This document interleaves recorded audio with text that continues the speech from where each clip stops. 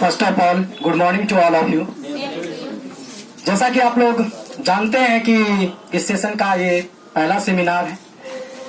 चूंकि सेमिनार का मतलब ये होता है कुछ अलग क्रिएटिविटी, तो कुछ अलग तरीका से शुरुआत करना चाहेंगे। सोचे हैं एक शायरी से शुरुआत करते हैं कि मैं आशा करता हूं कि सब कुछ अच्छा हो। मैं आशा करता हूं कि सब कुछ अच्छा हो क्योंकि आज दिन बुधवार है। मैं आशा करता हूं कि सब कुछ अच्छा हो क्योंकि आज दिन बुधवार है। अगर बोलने में कहीं मिस्टेक हो जाए, अगर बोलने में कहीं गलती हो जाए तो माफ कीजिएगा, पार्ट 1 का ये पहला सेमिनार है। And now come to the point. आज का मेरा टॉपिक है IPS, full name instalment payment system, Hindi में कहे तो किस्त भुगतान पद्धति। तो फर्स्ट ऑफ ऑल हम ये जानेंगे कि व्हाट इज आईपीएस, यानी कि इंस्टॉलमेंट पेमेंट सिस्टम क्या है, यानी कि किस्त भुगतान पद्धति क्या है। तो किस्त भुगतान पद्धति एक ऐसी विधि है जिसके अंतर्गत वस्तु उधार में खरीदी जाती है तथा वस्तु की राशि का भुगतान किस्त में किया जाता है। उसे ही हम इंस्टॉलमेंट पेमेंट सिस्टम कहते हैं। और इसे दूसरे तरीके से ऐसे कहा जा सकता है कि वस्तु उधार में खरीदी जाए तथा उसकी राशि तत्काल न देकर भविष्य में दी जाए, उसे ही हम किस्त भुगतान पद्धति कहते हैं।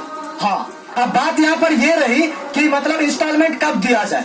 इसका मतलब कोई फिक्स ये नहीं होता कि वार्षिक हो, या मतलब वार्षिक फिक्स नहीं होता कि साल में ही होगा। अगर मतलब अनुबंध में लिखा गया साप्ताहिक तो सप्ताह में, त्रैमासिक तो 3 माह पर, अर्धवार्षिक तो यानी 6 महीना पर, अगर साल का है तो साल में।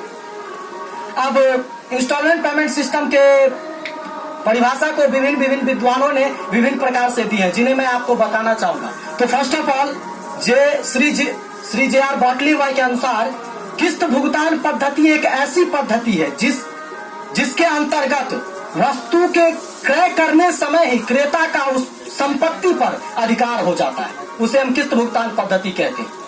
अब कार्टर जी कहते हैं कि किस्त भुगतान पद्धति एक ऐसी पद्धति है जिसके अंतर्गत वस्तु उधार में खरीदी जाती है तथा उसका भुगतान किस्तों में किया जाता है और उसी समय क्रेता का उस वस्तु पर, उस संपत्ति पर अधिकार हो जाता है।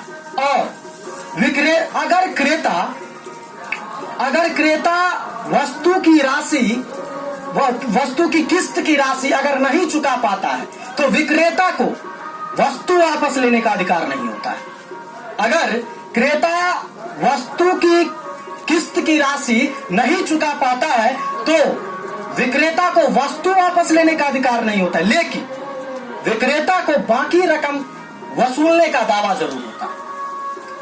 तो चलते हैं आप किस्त भुगतान पद्धति को आगे बढ़ाते हैं। तो किस्त भुगतान पद्धति में मुख्यतः 2 पक्ष होते हैं। पहला क्रेता पक्ष, दूसरा विक्रेता पक्ष।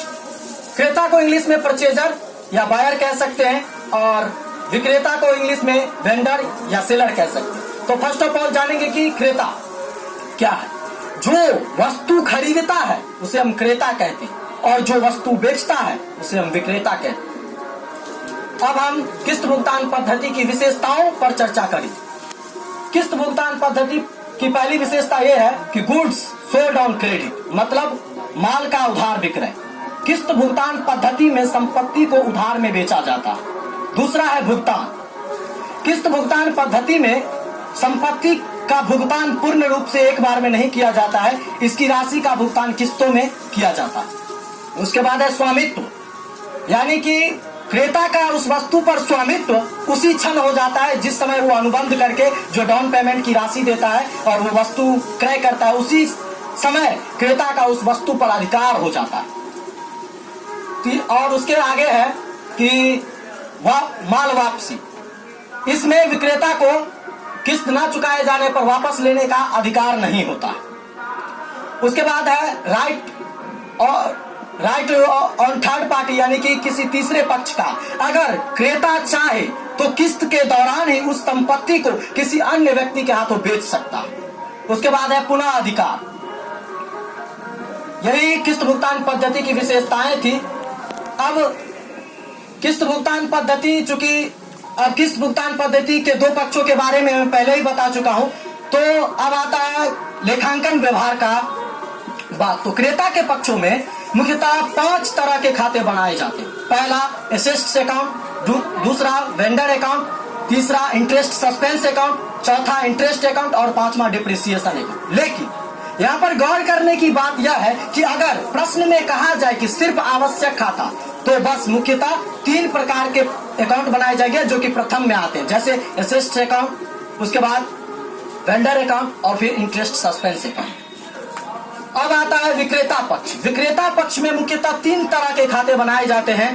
पहला आपको है परचेजर अकाउंट, दूसरा है इंटरेस्ट सस्पेंस अकाउंट और फिर इंटरेस्ट अकाउंट। लेकिन सेम कंडीशन इसमें भी लगता है कि अगर प्रश्न में कहा जाए कि अगर आवश्यक खाते बनाने हैं तो इसमें प्रथम 2 ही अकाउंट बनाए जाते हैं, पहला परचेजर अकाउंट और दूसरा इंटरेस्ट सस्पेंस अकाउंट। तो ये किस्त भुगतान पद्धति के बारे में कुछ चर्चे थी। अब किस्त भुगतान पद्धति को, चूंकि इसमें किस्त भुगतान पद्धति में थ्योरेटिकल पोर्शन कम है, किस्त भुगतान पद्धति में थ्योरेटिकल पोर्शन कम है, बट आईपीएस में दम है। तो इसमें क्या दम है, इसी दम को हम दिखाने के लिए कुछ अलग सा उदाहरण प्रस्तुत करना चाहेंगे विथ न्यूमेरिकल के साथ।